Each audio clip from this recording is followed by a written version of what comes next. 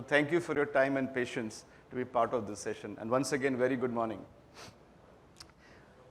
First of all, I am humbled, privileged, and honored to be here this morning in front of each one of you. And thanks to ICAI, NIRC, and leaders like them to give me the opportunity to share my experiential perspectives and how to look at GCCs and the brand and the identity of the GCCs in the context of each one of us here.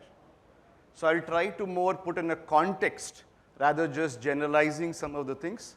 And the context I have taken is primarily the leaders. Many of us were part of the GCC space for years, doing a lot of work in this space. But I know a lot of you are sitting here who are not in the GCC space, maybe the practicing chartered accountants, advisory firms who are trying to scale up and become a GCC in the long run. So we're just trying to see in that context what could be the art of possible for each one of us here. Couple of things, I think, can I have that slides?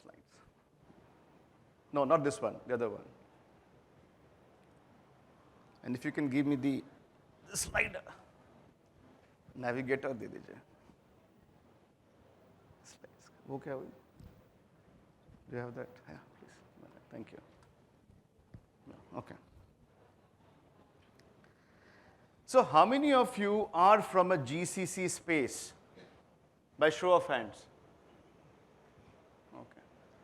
How many of you really understand for the last 2 days, everybody is talking about these GCCs, and we say Global Capability Center. How much you have the understanding and appreciation of what is Global Capability Center? How many of you can say, I know it? Okay, few hands. In fact, Rohitji was kind enough to even coin a new term called DCC. In fact, there's a term already existing, which we are using quite often, is called LCC. It's called Local Capability Centers. So it is not that they are not local. There are a lot of local capability centers which exist and can become a global capability centers in India or otherwise other locations. Now, there are two interesting words which I wanted to bring and to highlight to you, and I will cover a few of these components in the next 40-45 minutes, and I would like to spend more time talking with each one of you. You can ask some questions, etc. My intent is to cover these two words, identity and brand. I want to spend some time about perception. I would certainly like to spend a little bit of a time about how you build the GCC's identity. And the last one, what are the opportunities for CAs and advisories firm in this space? I know you all will be in different maturity curves, so something will be relevant for you, something may not be relevant for you. Please pardon me for that, because I could not really try to cover everybody, but I tried to cover as much as possible to really get all the CAs and advisory firms as a part of it. I just have a quick question for all of you, because there was a show of hands to say few of us understands GCCs, right? Very simple way you can respond to this poll question. You can log into, all of you have a mobile phone. If you can log into menti.com, menti.com, menti.com in your phone. And the moment you log into menti.com, it will ask you a code. There's a code written here, 799444103. You are able to get to the menti.com? Right? And you got this code. You just dial this code there, 799444103. Sorted? Everybody got the code? Okay. Now we'll see what is the result. The question was, in your opinion, why do organizations set up GCCs, the Global Capability Centers? Why they do that? And there are some options written here. And I can tell you there will be many more options we all can think of, but I just try to put few options here. They want to consolidate and offshore some of the transactional work. There's a cost optimization. There's an efficiency and enhanced customer experience, access to talent pipeline and specialized skills, innovation continuum and strategic decision making. Yeah, if you could just take that out, yeah. Market expansion and competitive edge.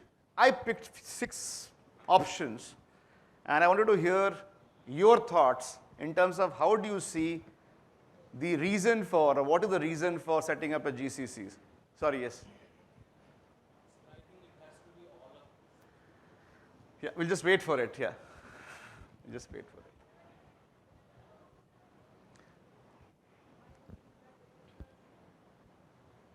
I'll just give another 30 seconds for people who have not yet completed it.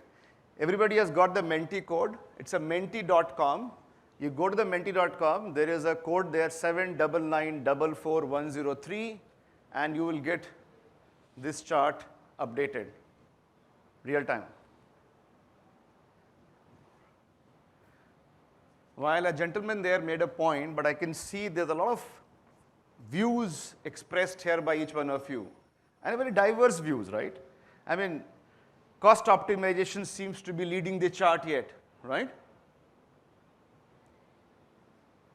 We got the next one is access to talent pipeline in specialized skills, followed by innovation continuum and strategic decision making. This 3 seems to be the, yeah, somebody is still adding more to, okay, innovation is going up, but cost optimization is also going further up, right? Seems to be done, right? Everybody has done that pretty much. I think we have got the idea of it. I think this room, pretty much about 50, 60 odd people, all of you sitting here, you have expressed your views. How do you see a global capability center and the trigger for a global capability center? And you can see the thought that cost optimization still remains to be the priority or the trigger or the purpose for setting up the GCCs. Now, while I think that gentleman made a good point that all of these could be the reason, but the question was about what is that first thing which comes in your mind? So there are many things, but cost optimization. And this is exactly the point where the whole narrative starts about your identity and brand.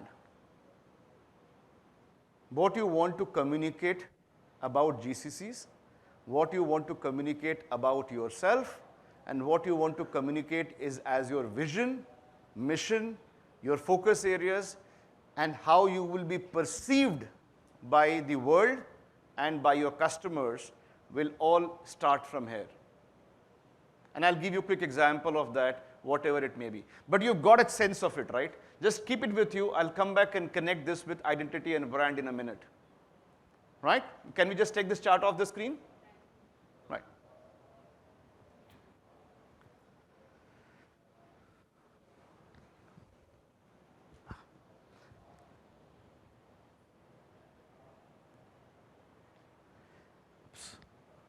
Yeah, just keep it up, yeah. Perfect, thank you. See, there has been this industry, the GCC industry is in existence for almost 3 decades or 3 decades plus. In fact, one of the pioneering GCCs, I know the few of the leaders representing that GCCs are also in the room. They started way back in mid-90s, and it all started by American Express, followed by GE and then many other, setting up their GCC in India.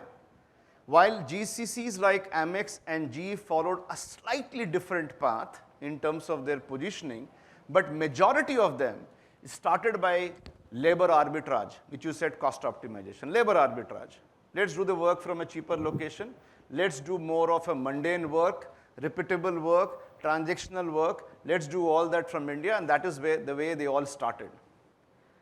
Over a period, this entire thing got evolved from what it was called as a resource center, back office, shared services, to global in-house centers, to global business services operations, and then now what we are calling as a global capability center. The question for all of us here, and going back to the chart, is if the starting point even for a shared services resource center was the labor arbitrage and the cost, then what is the difference which we are trying to talk today if you are saying GCCs? Now you can understand the connect to the previous poll and this chart. In 30 years, how are we trying to evolve and what is the positioning we need to change to make it really a capability center. And we'll talk in a minute about that. And I say it very interestingly, many of us landed in this industry by accident. It was not like, I know for a lot of people now, they have a choice to get into this industry, but a lot of us just became part of this industry because this industry was growing, et cetera, et cetera. But what we changed and what many of us changed was we reinvented, built that identity and the brand by looking at what could be done differently. So repositioning ourselves and not remaining the part of the same bandwagon the way it all started. Today, we all know, and I think last 2 days, I don't want to get into it. You have been hearing so many metrics about it, like, there are some 1,900 GCCs, $50 billion of exports, going to grow phenomenally, et cetera, et cetera. So I'm not getting into it. But that is the kind of growth which we're talking about. And interestingly, if you see, I know it's a little bottom, everything started with a cost 30 years ago. But over a period, it moved from cost to talent. And many of you were actually selecting the option called talent. And then it moved to what we call value, by saying, how can you deliver a value impact? And over the last few years, it has moved beyond value to what we call innovation. And that is the shift in your positioning which needs to happen if you want to become part of the GCC journey. While cost is given, and I'll give you a very interesting example of a cost, quick 30 seconds, so not to just undermine the value of the cost because each one of you selected cost optimization. There are two parts of the cost. One is a cost due to labor arbitrage, because you're moving the work from somewhere to, let's say, India, you get an arbitrage. And is that the only reason why you want to do it? Is that the only reason why you want to move even from an India company and work to another location and say, I will do it faster and cheaper and so on and so forth? Is only that one time? Maybe not. Innovation will result into a continuous cost optimization. And that's the positioning which has to change if you want to build your credibility from a GCC point of view. And not just, that's a narrative which you have to change versus just saying it's a cost optimization. It's a continuous cost optimization by doing innovation. That becomes the focus area. They're also doing some innovation here, trying to. All right. Want me to help you? I can help you. Just do it. We have to make it faster and quicker, that's all. Yeah. Thank you. Now, there is a journey which has happened over 30 years. I talked about it. I don't want to get into it. I mentioned Amex and GE were the pioneers to start with. They actually took a very different path, unlike many others.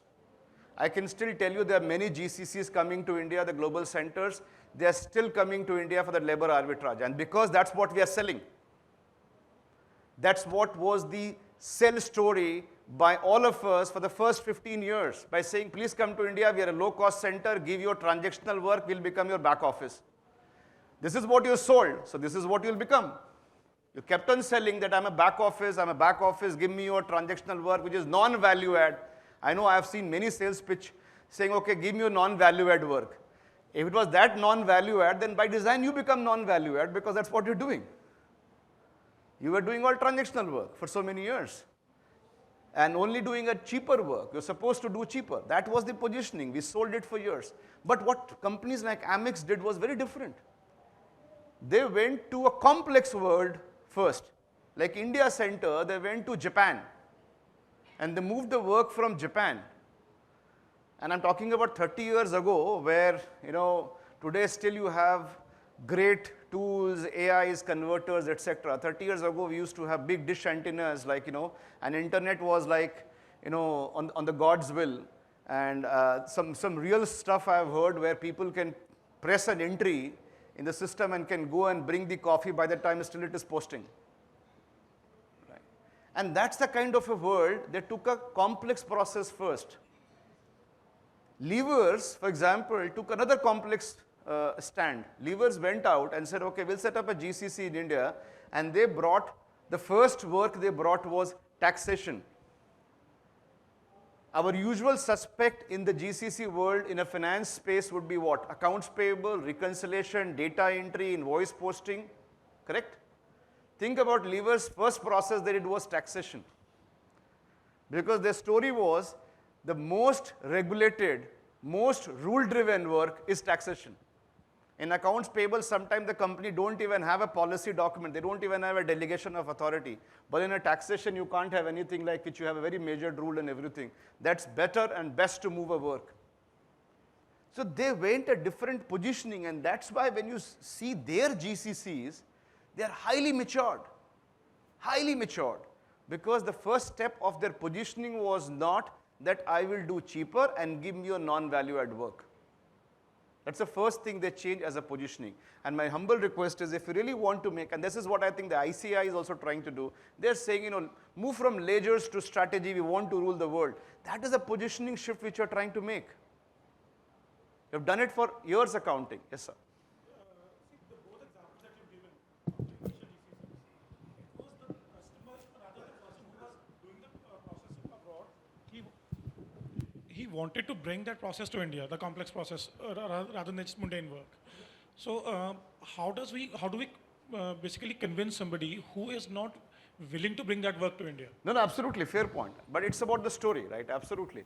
See, and I'll answer your question very quickly. While your question is, if I have to put it in perspective, there was some decision maker which said, okay, we'll do complex work and we'll do from India. How can we go and talk to a decision maker and explain to them, oh, we can do a complex work for you? And I'll talk about that. The good thing happened, sir, here is that still you are not taking a first move. 30 years, this industry has moved to a stage where the engineering designs are being made here and there are examples available. I'm just giving you example. When we, as an organization, we were doing first time a shared services organization 20 years ago for a customer like Ranbaxy, we had to really do a understanding of what AstraZeneca is doing, what Novartis is doing, what Pfizer is doing. They may not be my customer. So what was available at that point of time was a reference stories available, and that is what we need to do. There are a lot of reference stories available. We need to do our own R&Ds to know those reference stories and then go back to our customers and explain to them, hey, look, this is what a company A has done. This is what company B has done. So why can't I do it for you? It's my narrative. But finally, you end up doing some transaction also, and I'll also talk about transactions are important, by the way. But how you position, it's about story. See, right now, it's not about should you do that or not. I wanted to clarify that. We are not talking about should I do an accounts payable or transactional work at all. Absolutely, you should do that. Whole point is about how you want to position yourself, your narrative. That's the point. Yes, ma'am. In aviation industry, lot of accounting is done by Excelia. So Excelia provides a lot of information like how much was the revenue, what was the basis of difference in one day to other day. But how we can differentiate this with the GCC, because the final decision lies with the airline only. So how strategically we can help to the client that this is where you can take a first step rather than the competitor.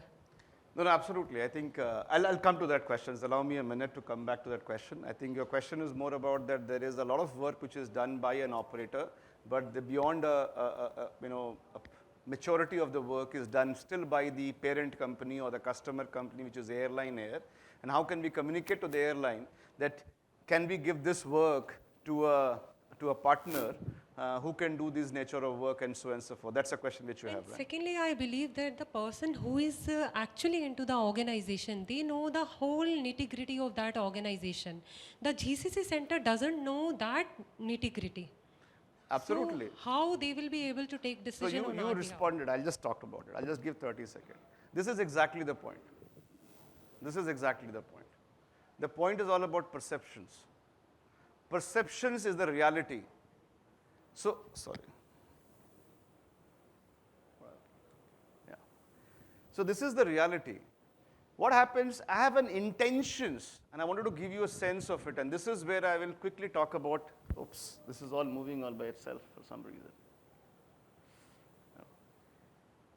It is very critical to establish your brand to understand first the perceptions. I think this is moving somehow. Can I stop it? उसको रोक सकते हैं आप उसको? बस छोड़ दीजिए लोग करके ठीक. So the interesting thing is that you can see there are three circles here. The intentions.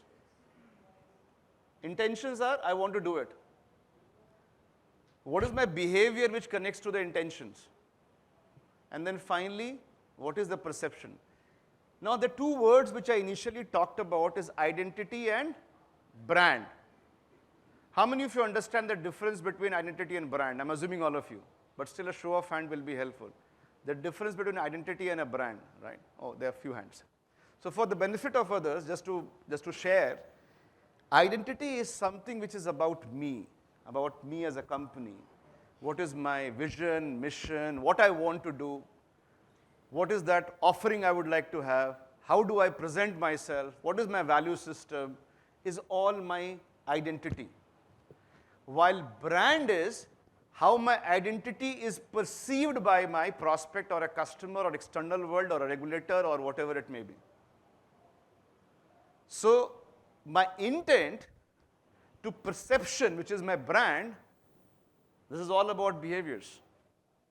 So my intent and behaviors, which I am actually building as a part of my identity, connects to what? To the perceptions, the way your brand will be viewed. The perception that you can't do because you are supposed to be a service provider, because you can't do because you are supposed to be a transactional service provider, is a perception which we have created many times based on the narrative, the intentions, and the behavior which we are demonstrating. And this is very true for many organizations I can share with you. They have started by saying, and as I was sharing that, they have started by saying, I'll do a non-valued work. So what you have done? You have set the precedence that this center is supposed to be doing a transactional work and non-valued work. I give you a very interesting example. We were doing shared services or GCCs almost like 20 years ago, and somebody asked a question by saying, now you're trying to move me into this GBS GCC organization. Is it a reward posting or a punishment posting? Think about many of you CEOs, and they were the CS guys, I mean. They asked a question by saying, is it a reward posting or a punishment posting? Is the difference of perception which you mentioned. That's the whole point, right? I can give you example as recent as about maybe 10 years ago. And the gentleman who is supposed to be, and this is a real story of an automobile company, we set up their GBS, GCCs. They have multiple business unit. So one of the business finance guy of that company who's supposed to be like, tipped to be the number 2 and will become the CFO of the company. That's the way he thought his journey will be. He was a CFO for one of the large business unit. And when we were doing the entire blueprinting for the GCC, and I took a liberty to talk to the CEO of the company, and he asked me who could be the internal leader to take over that role, the GCC head role. And I recommended that guy who was a business CFO for that business unit. Can you believe what he told me? He said, I thought you were my friend. He said, I thought you were my friend. How can you recommend? You have really stopped my career. I can't grow. My career has come to the end just because of your recommendation. And same guy, after 3 years, he became the blue-eyed boy of the entire board, and he grew faster than many of his peers. He actually took a leap to become the global internal audit head, reporting directly to the board, and so on and so forth. He realized the power of it. But initially, what was his view? It is going to be an end of his career. So it's all about narrative. So what is important here is perception. Now, I'll give you a perception of GCCs. There are 2 pages here. That's a perception. Now, many of you can figure it out. What's your perception about the GCC industry? Luxury travels, you have US offices, Europe offices, interaction with senior management, great lifestyle, some wine and dine, visiting new places, or meetings and meetings. Sometimes I do like this on the left-hand side. Multiple expectations, work stress, grind plus grind plus grind, whatever it may be. Now, either of this is your perception. you may take that the previous one is all about GCC, or you may consider the next one as your perceived connect to the world of the GCC. This is all perception, right?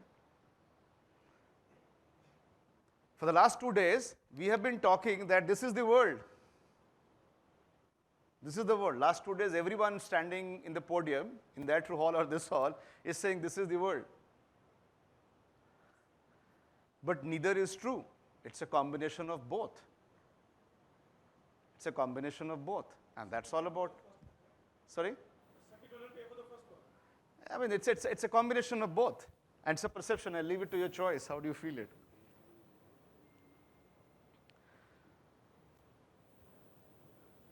I think again, just giving, I think a lot of you talked about transaction. I think I just wanted to clarify that transaction is important. It's about the narrative. Transaction is still important, and why we call it transaction is important because transactions only lead to the transformation. Otherwise, keep on saying I'll do value-added services will sound like a hollow statement if you don't even understand the world of transaction. So you need to understand the operational work.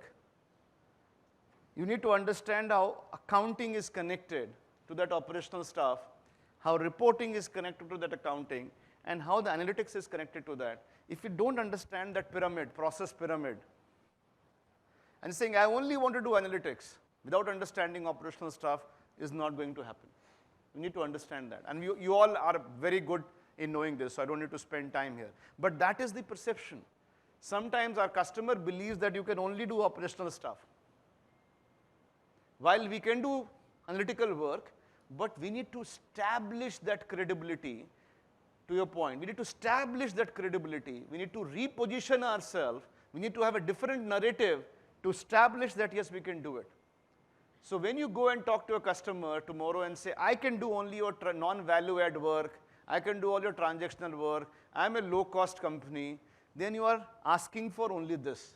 But if you go back and tell them that I can do all this, I can do this as well, I have that capability of doing it, but I may start from here for you.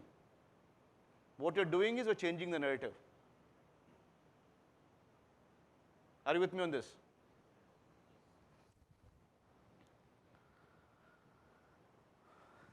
This is another one, just to give you another side of the story, the value chain. This is where a lot of time you've heard about the value-added services. A lot of time people say value-add services, we do value-add services. But I can tell you without understanding what value-add services means. Majorities don't know what value-add services means. And I'm generalizing it, but I'm still making a very sincere statement. Majority don't know. Transaction processing, by design, your mindset is about timeliness, what is the accuracy, how was the first pass done, etc., etc. Then you look at things like functional excellence.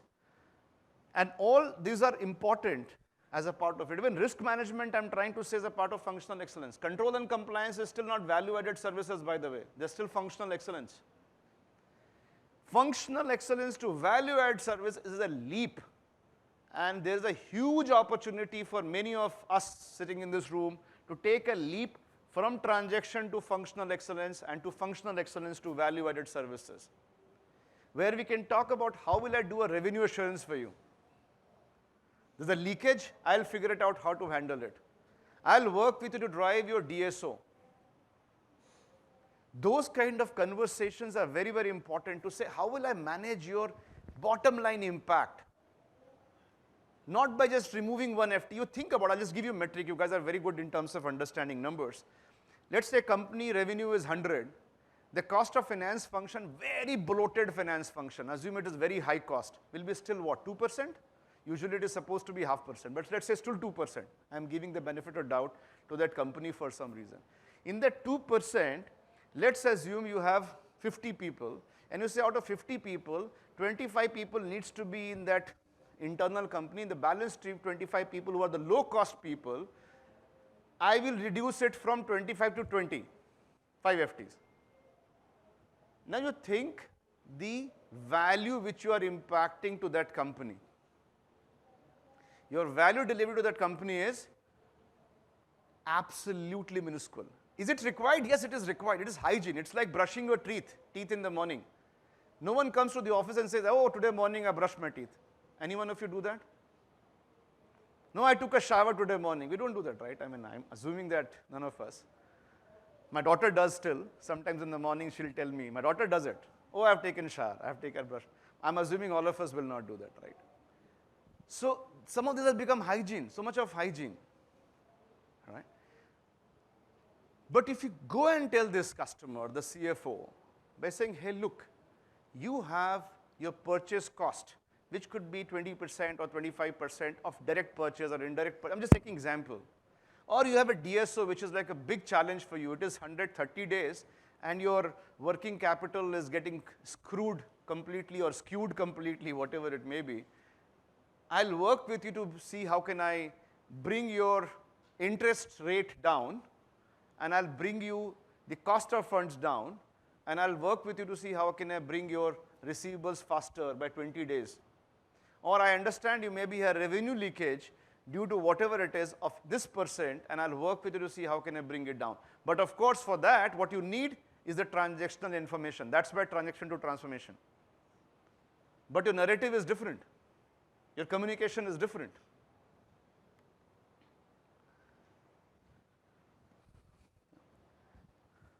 I still have time, right?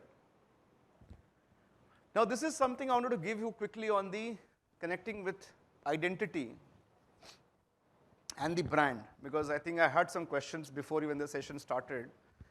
This is the traditional way the companies were looking at building their identity. There are multiple models, but I picked up this model because we personally believe into this model for a long time. This is a model given by a person by name, management guru by name, Kenichi Omayo, a Japanese guy. And he said there are 3 C's, which is company or corporation, he uses the word corporations, customer, and competition. So when you are developing your identity, you look at these 3 things by saying, your company means what kind of resources you like to have, what kind of capabilities you have, what is the objective, vision, mission you need to have, what's your service offering, what's your strength, weaknesses, offer, etc. That is your, which is you. That's a company. The second part is customer. Whom are you going to sell? Who is the final recipient of the services? Who is the target audience? What are their preferences? Right? What are their expectations? How they perceive the value. The perception again comes here from the customer, how you perceive the value. And the last but not least is the competition. Do you understand your competition? Do you know your competitive landscape? Do you know what your rivals or your competitors, what are their strengths? What are their weaknesses? They may be whatever it is, that doesn't matter. I give you an example of a very interesting conversation I had recently in US. It's a $50 million MN dollar CDMO, which is a contract generics manufacturing company. But they're competing with a $46 billion company in the same segment. A $50 million company in US is competing with a $46 billion company because both of them have the similar product. Now the first choice is by saying, why do I even need to know about my competition? They're too big, they have everything. The second choice was for them to say, oh, let me understand what they're doing, what are their strengths, how they're positioning themselves, and can I do my narrative and story differently? And that's what they did. So understanding these 3 C's is typically what we call as a strategic triangle. But what we did in the GCC world based on our experience, as I mentioned to you, unlike many of you, I have never done accounting, but what I have done is I have managed accounting transitions, I have managed transformations, been 20 years in the GCC space, and I take a lot of pride in saying that we as an organization have created 150,000 jobs in India by our strategies, which we worked with our customers and companies. We worked with our customers to create those strategies, which brought 150,000 job opportunities to India. With that experience, what we did was we changed the 3 C's to what we call 4 C's. And that is where is a huge opportunity for each one of us. And the 4th C is what we call collaboration. So I talked about company, customer, competition, and collaboration. That is what we added as a part of this entire positioning. Right. Just to give you a quick view of it, and there could be more bullets which can be added, but just want to give you a quick view of it, what company means. Let's say company is a GCC enabler, GCC provider, GCC company, whatever it may be. First, they need to understand what is the genesis, what is the purpose. Do they want to become a back office company, or they want to really become a capability center? And moment you say capability, what kind of capabilities? Are you talking about a capability in terms of expertise around AI? A lot of AI discussions have happened, some use picking up AI, and again I can go in AI and talk for hours, but that's not the idea. First, you have to define what you want to be. What is the purpose of the GCC? People say, what's in name? But name matters. I give you an example, and I'm just going back again, and Ravi is here, he'll remember it. He was actually the guy who created it. 20 years ago, Grace, Ravi recall Grace for Ranbaxy. Because the moment we said, okay, we are going to do a shared services for their perception, they were saying, come on, what shared services for a pharmaceutical company, right? Finance and accounting, what is that? So to communicate, I'm talking still 20 years ago, we created a, that whole division was called Grace. Grace was Global Ranbaxy Accounting Center of Excellence. So they started looking at Grace with a lot of grace. And you not believe it, we started with 30 odd FTs in that center, with typical processing we all can talk about. And finally, when Sun Pharma took over that company, it had annual report getting published, printed from that shared services of the GCC. Many times we can't even imagine that, right? That's the level of maturity it traveled. So it's about mindset. We need to have a how part of it. You'll be hollow if you don't have a how. You need to have a roadmap to make how you're going to make a difference. For example, I've given a lot of terms.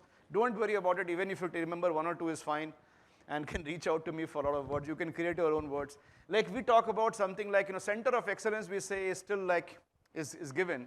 We're talking about something now which is required to make a GCC really happen is COX and COING. COX is center of expertise. If you're just center of excellence, you are doing still an operational excellence.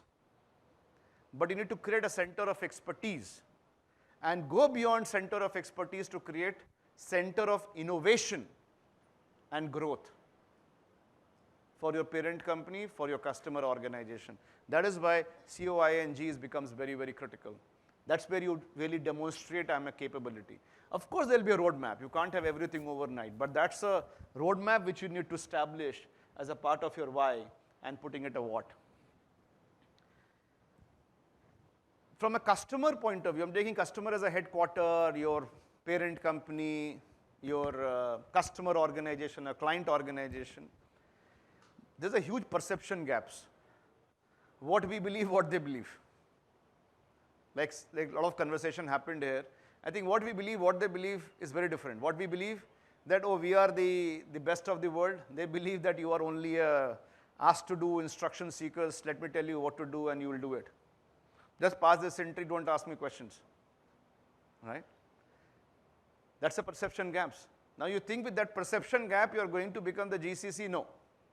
But with that perception gaps, how are you going to fill the perception gaps? Do you understand that? And then build on it is going to be very, very important. And that's where I think a lot of time we miss it.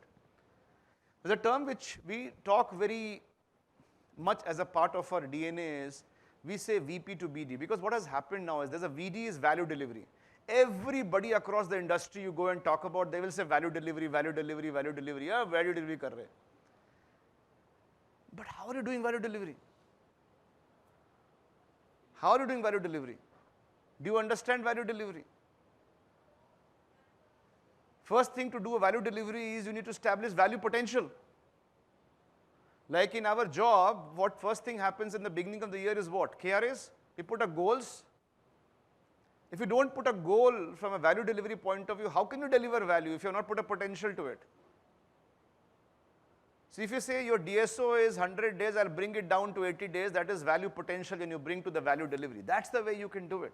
VP to VD as a part of it. You need to have a clear narrative, engage with your stakeholder, make sure they understand what you're talking about as a value delivery. I think there's something which is not coming clearly is relationship. You need to spend time to build that relationship. Competition, being aware is first thing first. Who all are operating in the same space? What are they trying to do? How they are different? Second, talent war. We are under really a talent war. While there's a lot of other real war also is happening, but I think we are really in the midst of talent war. How will you attract and retain talent? Otherwise, you're going to lose them to your competition. Cost to value proposition. If your cost and value, because sometimes we believe, and I've seen with 11 large GCCs, is they don't even know their fully loaded cost. Simple thing, FLC as we call it. They know their people cost. They don't know the fully loaded cost. So when they're comparing with the market, they have no clue. That's why they need to have a clue about their own cost. That is fully loaded cost to connect to the value which they're delivering. Otherwise, it becomes another challenge from perception point of view. And learn best and next practices as a part of competition. Last but not least, and this is where we have added something called collaboration, and this is where I will say is a very important C for you all and all of us here, depending upon your maturity and journey. Always look for, instead of reinventing something, see how can I leverage some of the best skills, specialized skills available. This world is all about collaboration. Always look at external expertise as a springboard. Not just the capacity, but capacity plus capability. That external expertise, the springboard, is very critical. And last but not least on the collaboration is CapEx to OpEx. Why to do a lot of capital investment if you can get many of these as a service model? A lot of technology, a lot of partnerships are available as a service. So we can move from a typical CapEx to OpEx as a service model as a part of collaboration. Just the last point here, just to share with you, is that the companies which are already in your typical GCCs, where you are in a maturity, and we have defined it as part of my industry forum, we have defined it by saying there's an L1 to L5 possible. L1 is a process center. L2 makes it your service center, what you are servicing. L3 is value center. For last 2 days and many other forums and many other places, we're all talking about GCC is equal to value office, value center. That is still level 3. That's a point to draw your attention. That is still level 3. If you have an advantage and an opportunity to take a leap of faith and go beyond a value center to become a strategic center or become an enterprise center. There's a full maturity model available on the SSF portal, and you can look at that. But what is more important is how will you leverage collaboration and that capability which you create to deliver through a commitment. If you don't commit, like for example, many of us will be scared to commit, oh, I'll bring your DSO down by 20 days. If you don't do that, you will still remain as a process center or a service center. I'm just finishing with the last page. Do I have a few minutes more, or is it like time up? I don't know, somebody has to say. Another 2-3 minutes? Can I take another 2-3 minutes? Okay, fine. This is the slide basically for you all here, the opportunities for CAs and advisors, how you can leverage this entire world of the GCCs. You know, many of you are aware there are about 80,000 plus, and this is growing as a number already in GCC, GBS space. The tier 2 cities are really becoming very much popular, so you don't even need to be in metros. Of course, a few of us are already here. A lot of these global companies are willing to come and set up in tier 2 cities. For example, we are actually working with governments to drive some of these tier 2 cities. We are going to cities like on 3rd July, me and my team is in Jaipur. We are trying to look at Jaipur as a location. We are working with Coimbatore, Bhubaneswar, Indore, Ahmedabad. And these are the kind of new locations which you're talking about. You need to, of course, look at redesigning the entire thing, but the most critical piece is a mindset shift. If our mindset is going to be the same what we were doing it earlier, we will not make a dent, will not be able to make an impact. So we need to make a mindset shift overall. And I don't want to get into all. Of course, feel free to reach out to me in the interest of the time. I think I'll just pick a couple of them quickly. One is it's an interesting term which I created, is called DAU. How many of you know what is BAU? You know BAU? Show of hands, what is that BAU? Business as usual, right? BAU is business as usual. DAU is a new term which I created, is called disruption as usual. Gone are the days where BAU was BAU. Now you have to make DAU as what? BAU. Disruption as usual. So it is not about disruption outside. You create your own disruptions and make them as a part of your life as usual. That is the only way you can make a difference if you really want to playing big in the GCC space. This is for all the CAs and the advisory firms here. And how will you do that? I'm giving another two interesting terms. And please bear with me, these two terms again. Don't take me literal on this, but this is reality. There's a term called MD and a CM. MD means what? Sorry? MD is what? Managing Director. And CM is Chief Minister, right? No. In our finance fraternity, for all of us who want to play in GCC, MD is, in the disruption and usual, MD is master of disasters. Challenge whatever is happening, status quo. And CM is what? Chaos monkeys, who create chaos. If you don't create chaos and you keep on just saying, you know, this is the way it has to be done, this is the way it has to be done, this is the way it has to be done, then you're not curious. So you need to ask the questions, challenge the status quo, be the master of disasters, be the chaos monkeys. The only difference is don't be the master of disaster, just open, you know how to disrupt it, but you also need to take ownership and accountability to fix it as a part of a DAU. There are other things, the touch points, journey, I just want to skip it in the interest of the time. I think the team is waiting. These are the career opportunities and many more which has happened. People started with doing typically a process role, process specialist role, functional role, finance role, reporting role, VP reporting, etc., etc. And they moved into a very different kind of roles today, playing roles like techno-process lead. I know people who are leading technology, CIOs, who were the typical chartered accountants playing a processing role in a GCC. Transformation leader, they became program leaders, they became business leaders. They are actually the CEOs of the firm just by the virtue of understanding the transaction and connecting with the transformation. So these are various career opportunities available for the aspiring CAs and their journey. With this, thank you. And let's build not just centers, but let's build bold global brands. We all should build brands, global brands. And this is me. Thank you, all of you, for patiently listening to me. I don't know if you have a time, any questions if you want to have, I'm happy to take it. I don't know, we have a minute. Can I take one question or two? Okay, if any questions? Yeah. I think you have asked, I think somebody's there. I'll come back to you if you don't mind, sorry. I think if you don't mind passing the mic to him. My friend there sitting at the back, yes please. Here's the questions. I'll come back to you for sure. There's two questions. Yes, sir. Yeah, sir, first of all, I want to thank you for a great session. Thank you. I'll give a little bit of background about myself, and you'll know where I'm coming from. So 5 years back, I was working with PwC. That time it was called SDC, but it is not now an acceleration center. And that time I related with your PPT that they were also doing the processing work, and now they've shifted totally to client-face work. So that was PwC. And but I'm not associated with PwC as of now. But yeah, I'm doing my local practice, and I have clients in US as well. But as an individual CA, my target audience are the SMEs, right? So how do I position myself as an individual CA if not talking about the cost? Because my only selling point comes to cost at the end of the day. For the SMEs, I know when PwC is working with mutual funds, so PwC is working for a lot of years as SDC. And they have established their trust, and they can transform. I've understood your question. So let me ask a counter question back by saying what SME wants. They want to have a bottom line impact by the cost reduction. Yep. And what else they want?